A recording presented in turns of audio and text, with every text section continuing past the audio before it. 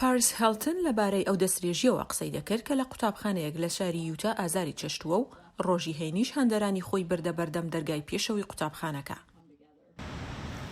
من لە قوتابخانەی پرۆڤۆ کانیۆن بووم. بەزارێکی و بەجەستەییش تەواوی ئەو کاتەی لەوێ بووم هەراسان دەکرام.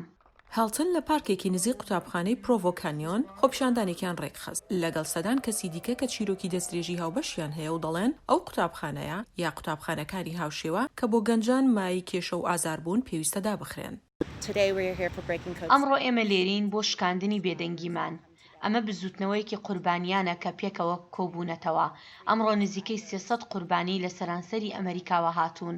ئەمڕۆ هەمومان لێرین بۆ هەوڵەکانی هوشیارکردنەوە و ڕاگررتنی ئەم کارە. هیلتن و چەندانی تریش تیشێرتی ڕەشیان پۆشیوە. بەڕەنگی سوور لە پشتی تیشێرتەکان نووسراوە قوربانی و لە ڕووی پێشەوەش نووسراوە کۆدی شکاندنی بێدەنگی وەک ئاماژەیەک بۆ هەڵمەتی نوێی هیلتن. ئەو کاتەی لە قوتابخانەکە بووم بینیم مناڵان بە شێوازێکی سێکسی دەچەوسێنرانەوە بە قسەکردن و بە شێوەیەکی دەرونیش. هەموو ڕۆژێکی ئەوێ ئەشکەنجە بوو.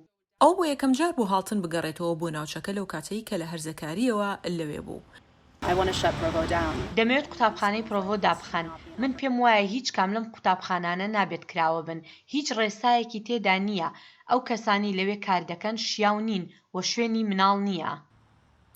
دوای ئەوەی دۆکیۆمەنتاریەک بە ناونیشانی ئێرە پاریسا مانگی ڕابردوو لە یوتیوب بڵاوکرایەوە، هەروە ناودارانی تر لەسەر ئەزموونەکانیان لەم قوتابخانەیە یا کەسانی تر وەک ئەو قسەیان کردووە، لەوانە کچی مایکل جاکسن، پاریس جاکسن و هونەرمەندی تاتۆ کاتڤۆندی.